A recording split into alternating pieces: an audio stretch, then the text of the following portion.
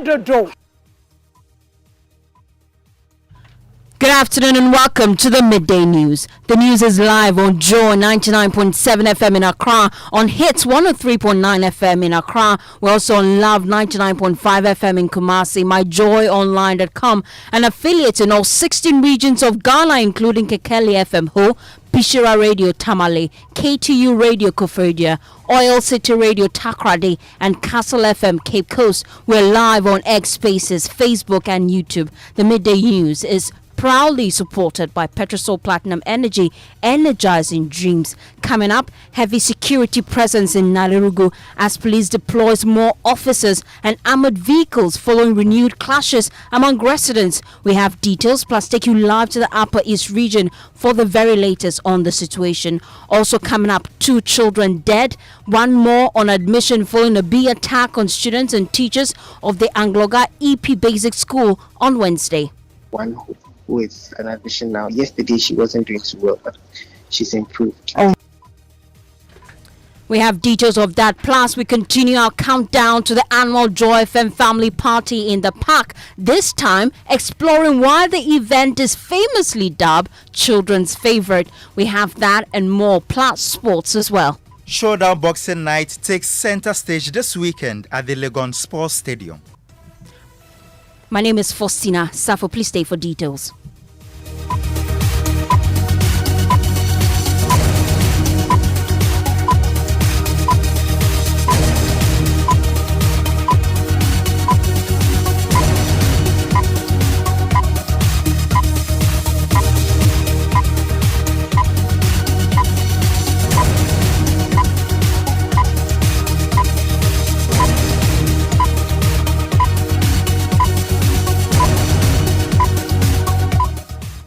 This afternoon, there is heavy security presence in Nalerugu in the northeast region following fresh clashes among the youth in the area. The renewed clash on Thursday has resulted in the burning of 2 houses, with a faction of the group threatening a retaliatory attack. The situation has forced the Ghana Police Service to deploy more personnel and equipment to the area to restore calm and prevent an escalation of the situation. Here are excerpts of that police statement.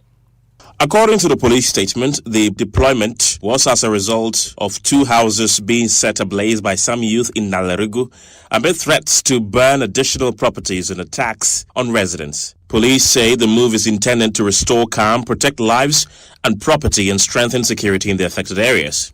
The statement says the reinforcement team will also assist in enforcing the curfew imposed on Nalerugu and its environs by the government, while supporting the Northeast Regional Police Command to intensify security patrols on major highways to ensure the safety of commuters.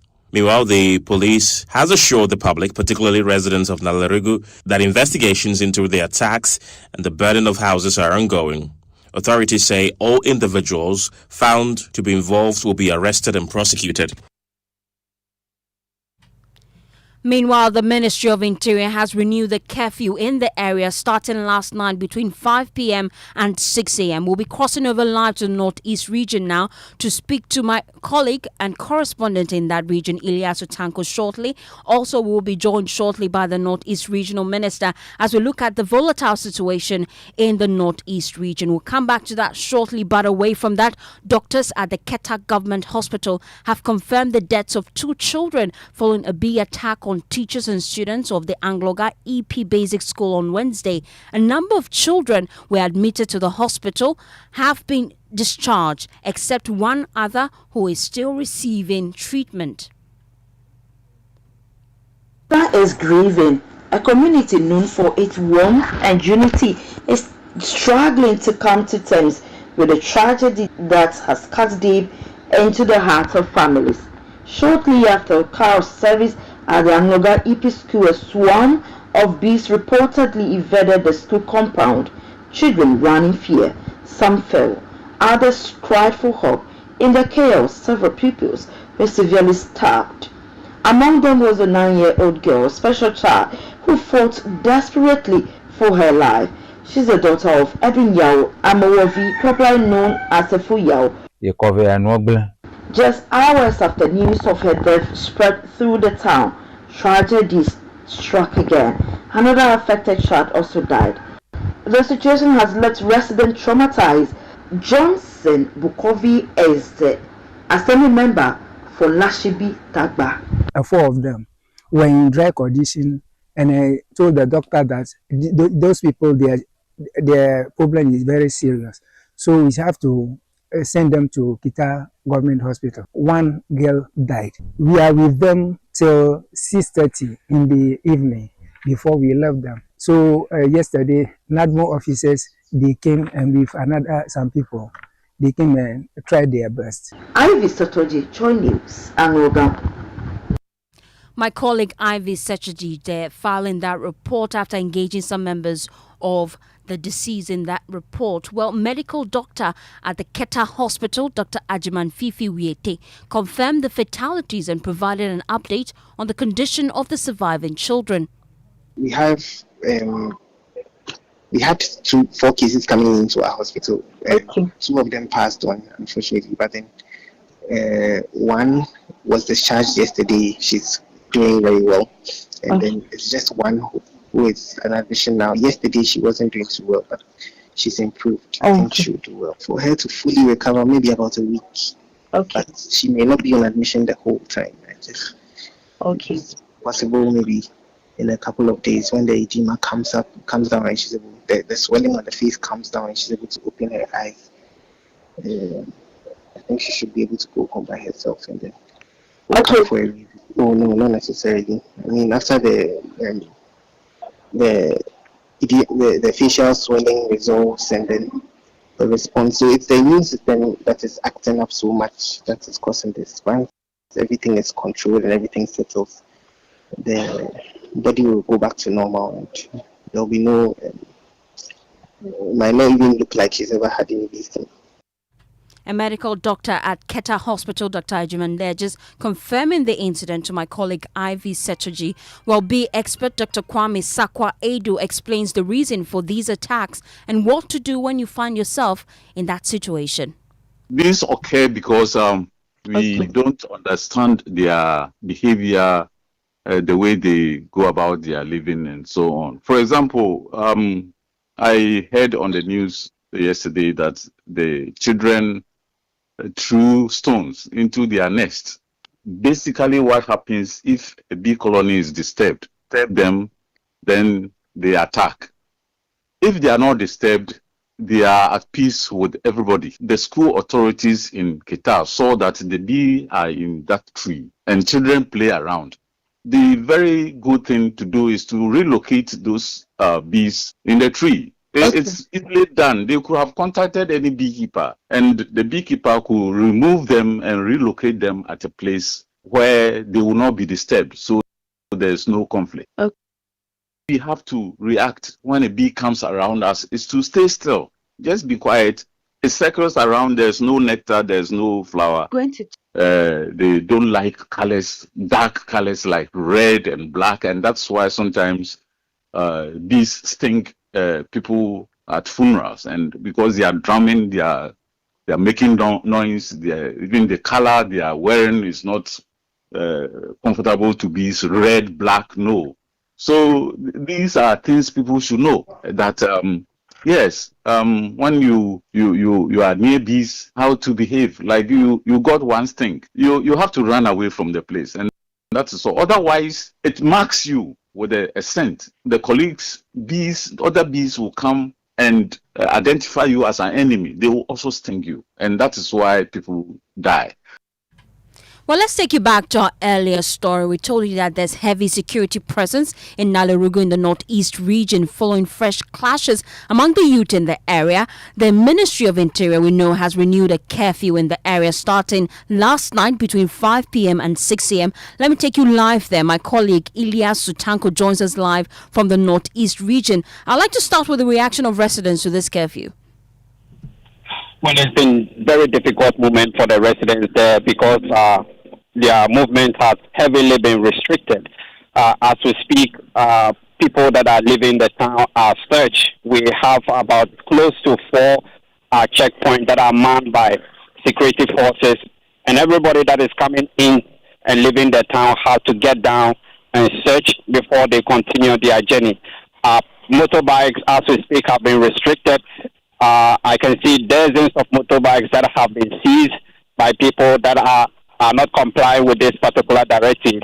And so it's been a very difficult moment for the people because their movement have been restricted. And has calm been restored in the area?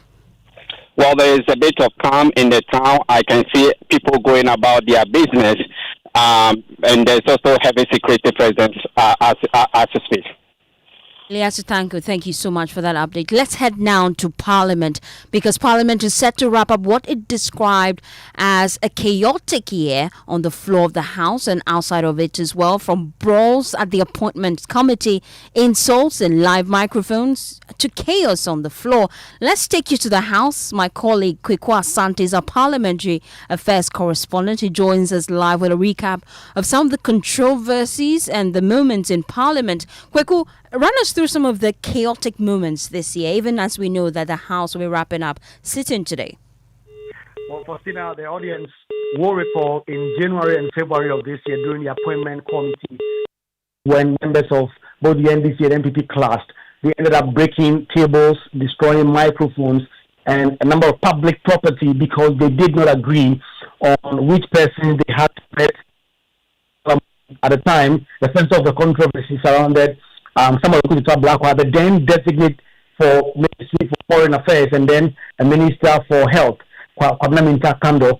That was the start of a very chaotic session for the 9th Parliament. It did not stop there. In fact, you recall, about a few months ago, a member of Parliament spoke into the microphone describing Dr. Vanessa Ajimaro as a doctor of a medra, referring to former President Jerry John Rawlings. That also became a controversy with the Speaker of Parliament giving that member of Parliament just about 7 days to surrender. That has not happened. Many months down the line, there's been absolutely no action.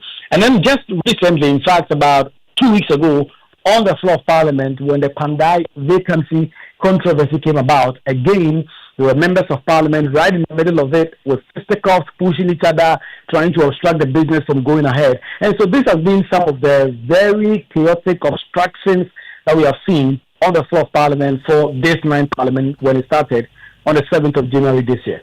Well, Kweku, despite the controversies, we know that this Parliament have been largely productive. They have also passed some number of bills. Walk us through some of them. Well, by close of day today, Parliament would have passed 11 bills at this meeting. And this meeting started just at the end of October up until now, when Parliament is about to for this passed the Ghana Scholarship Authority Bill. They've amended the KNUST Act. There's a Revenue Management Bill, the Value Added Tax Bill, COVID-19 Health Recovery, that is the COVID-19 Levy Bill. It has also been repealed. The National Health Insurance Scheme Bill has been amended. The Get Fund Bill, the Road Traffic Regulation, the bill itself amended. The Bank of Ghana Act itself was also amended. The National Sports Fund that John Ramani Mahama and the NDC talked about in the campaign has also been passed. And today, Parliament will pass the Appropriation Act ahead of Christmas break. So, despite of the chaos, despite of the controversy, this particular meeting has been particularly productive, with at least 11 bills having been passed as of today. Thank you so much, Kweku Asante, just providing us update as to what exactly we should expect today in Parliament. But it's been a week since government promised more buses to ease the daily rush on the Accra-Amasaman route. But for commuters, the struggle continues. Passengers say the additional buses announced by the Transport Minister are yet to make any real difference. Angela Santua Marco has more in the following report.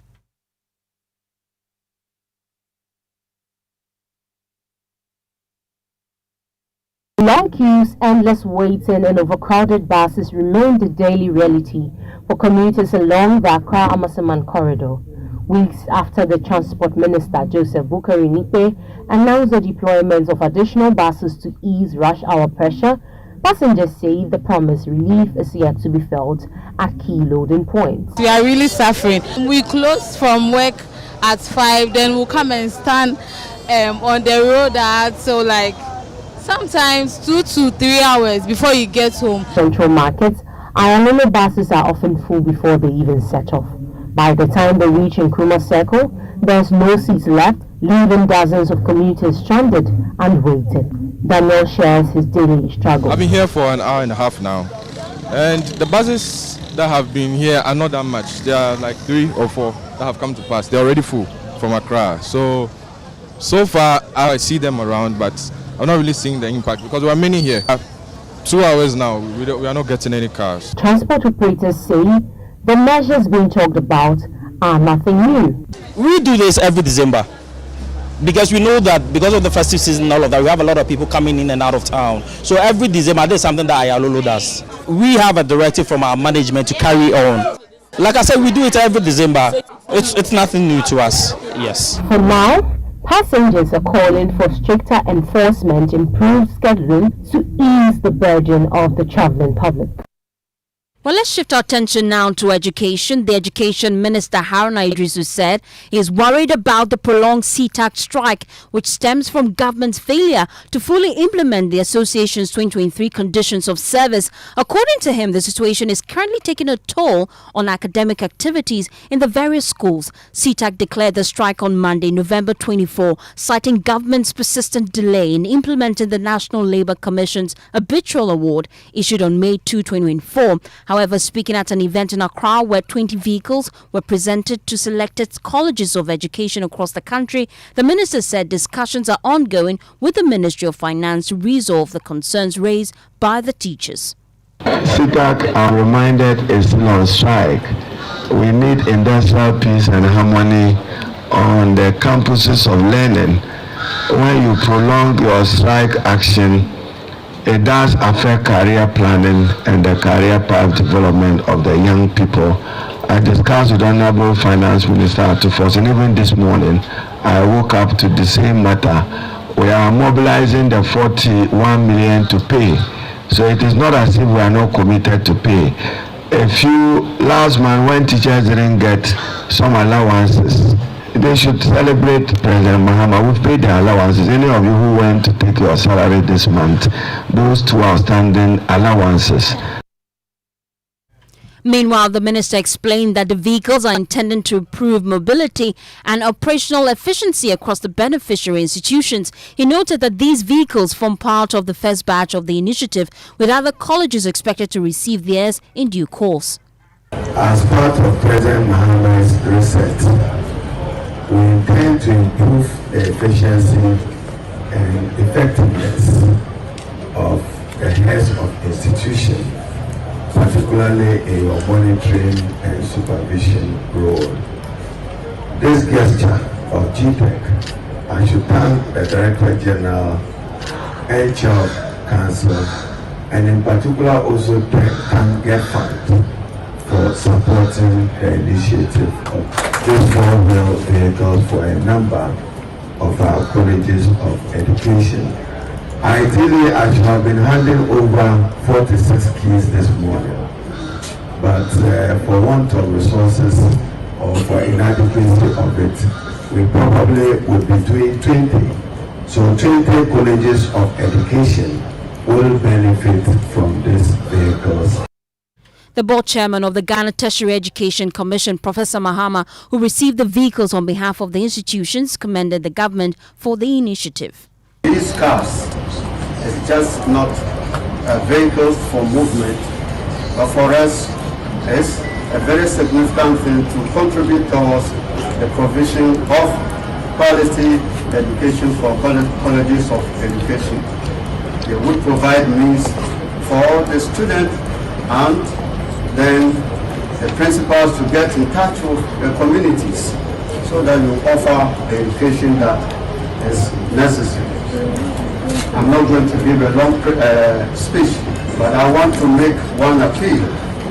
As you take these vehicles, please, I know I don't have to say it, but take good care of them. I'm told there are new cars with twin-turbo engines that may require some special attention. Take notice of that and take good care of the cars. You're still listening to the Midday News. When we return, Multimedia Group and the Greater Accra Poultry Farmers Association launch a 2-day sale of eggs for consumers this festive season. We'll give you details after this quick turn.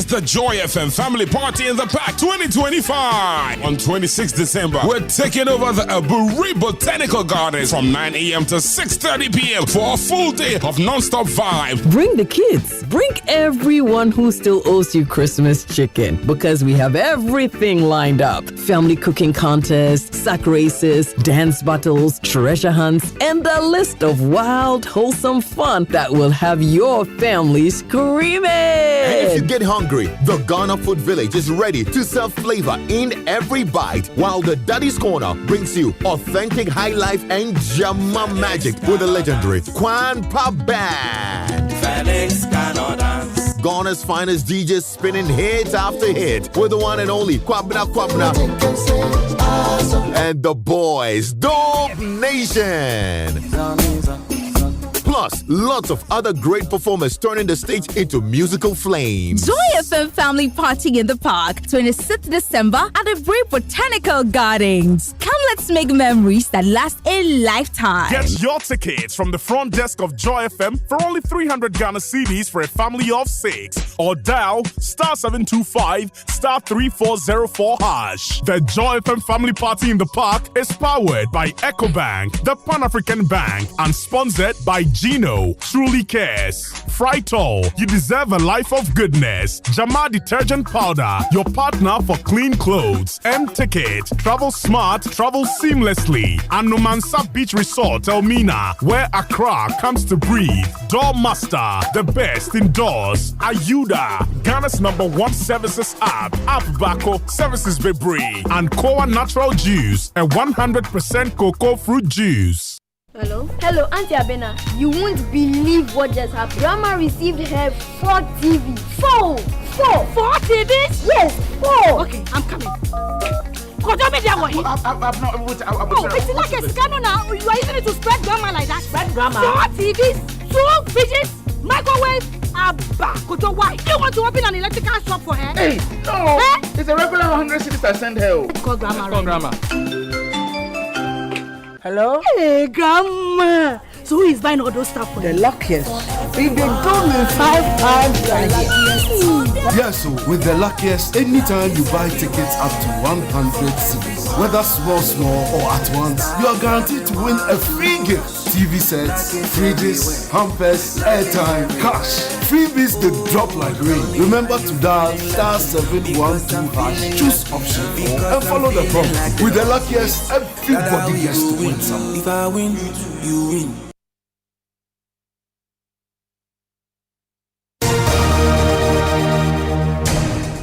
Welcome back. It's time now for sports. Mubarak is in the studio. Thank you very much, Fostina. The stage is set at the University of Ghana Stadium for the much-anticipated Showdown Boxing Night on Saturday. The event, organized in collaboration with Matchroom Promotions and Legacy Rise Sports, will feature some of Ghana's top boxers, including Freezy McBones and Theophilus Alote. Now, English boxers Craig Richards and Dan Aziz will also square off in a light heavyweight contest. We can now hear from the CEO of Legacy Rise Sports, Sharaf Mahama. The light heavyweight bout that is of international standard, so we can expect a very good fight for the main event. On the undercard is dusted with 50-50 local bouts and then some good names as well. If you can see, Freezy McBones, Jonathan Keta is the crowd's favorites right now. We have Theophilus Alote as well, fighting for the WBO. So we have John Laye and Holy. That's one of the early fights, but it's a 50-50 dust-up. And the whole of Jamestown and the boxing community in Ghana are all looking forward to it. You can't pick a winner. It's very tough. Sharaf Mahama is the CEO of Legacy Rise Sports. Back to you, Fosti. Thank you. Away from that, as parents plan activities for their children this Christmas, the search often comes down to one thing: a safe outdoor space where kids can simply be kids. One event that has consistently delivered that experience is the Joy FM Family Party in the Park, that annual event that gives you that family atmosphere for yourself and your children, with games, play zones and open spaces designed especially for young ones. Well, the event has become a highlight for the festive season. My colleague Noella Kariale shares why children keep looking forward to it in the following report.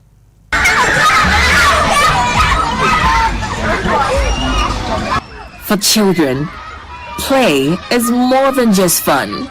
It is how they learn, explore, and develop essential social and cognitive skills. Outdoor activities in particular helps children stay active, stimulate creativity, and improve problem-solving abilities, all while allowing them to interact freely with others their age. We love joy! So you just have that endorsement from these kids here who are enjoying the bouncing castle. One event that continues to stand out as a favorite amongst children is Joy FM's Family Party in the Park, held every December 26th at the Ibri Botanical Gardens. The family-focused picnic has become a go-to destination for parents looking to give their children a day filled with laughter, adventure, and safe outdoor fun. It's wonderful. It's wonderful to be here with the family to celebrate this wonderful day for our Lord and Savior Jesus Christ. It's a wonderful day, and we thank you for this wonderful gathering. From colorful bouncy castles and interactive games to puzzles, Ludo, and other engaging activities, the event offers a mix of play that entertains while supporting early brain development. The wide open space also allows children to run freely, make new friends, and enjoy hands-on experiences away from screens and enclosed indoor settings. Hi, what's your name? Can I sit on this? I can sit on it? How long have you been here? 2 hours. And you've just been bouncing. Alright, you got a gift from Santa Claus. Yes. Are you happy? Yes. You like the gifts? Yes. Merry Christmas, yeah? Okay. As parents search for safe, engaging, and memorable outdoor experiences for their children this festive season, Joy FM's Party in the Park continues to tick all the boxes, offering fun, learning, and joyful moments children look forward to each year after year. Well, as the festive season gathers momentum, your superstation, Joy FM, is giving consumers one more reason to smile. The station has partnered with the Greater Accra Poultry Farmers Association to roll out the Xmas Eggs Market, a special initiative offering eggs at unbeatable farm gate prices. The sale is happening here at the Joy FM car park. My colleague Adobia Sari has been interacting with patrons and members of the association in this report. It's the Xmas Eggs Market 2025. You need to buy fresh eggs at unbeatable prices. It's happening today and tomorrow right here at the Joy FM car park. We love our viewers so much and our listeners, and so we've decided to do this to them for them. I think it's exciting. It's a rare opportunity. You know how every home uses eggs. So for us, it's a strategic partnership. Yeah, you know that, and we want to take advantage. I came for an interview here at the TV, and then I saw that this is ongoing. I said, let me pass by. So do you think it's a good deal? Oh, it is. It's very good. I'm entreating everybody, if you pass by, just pass by and get one. I heard on radio, I think during the Super Morning Show, that there was going to be such an activity, I think for 3 days or so, yeah. And I happened to be around, so I just decided to take the opportunity and pass by and then get a crate or two for the house, yeah. For the size I have, I think on the market it's going for around 60 or 65. So to get them for 50 here, I think they are quite good. Yeah. I want to reduce the price because the market, the price they are saying is too outrageous. So we took this and we have to come to Joy FM and then reduce the prices for people to patronize it.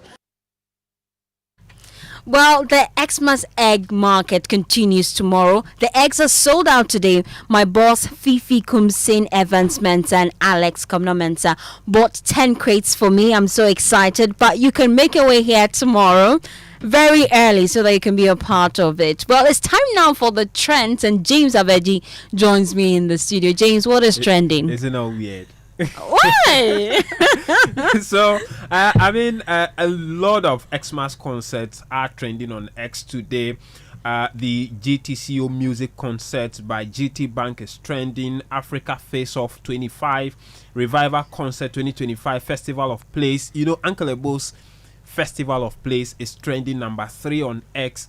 Kweku Smoke is trending. Shatawale and Davido are all in the trend. Davido is trending because he made some magic for the content creator in Nigeria yesterday, where he secured an international deal for him live on YouTube while a stream was ongoing. Place a call to a company and say, look, take this guy as your your ambassador, and the deal, $1 million deal was signed yesterday. I see. Yeah, I need that kind of connection. Yes, you need that in your life. I need it, Lord Jesus, this festive season. Thank you so much, James. It's great to have you in the studio and not reporting live from Parliament. But that's how we wrap up the midday news. For more news, please log on to myjoyonline.com. My name is Fostina. Sarfo, good afternoon.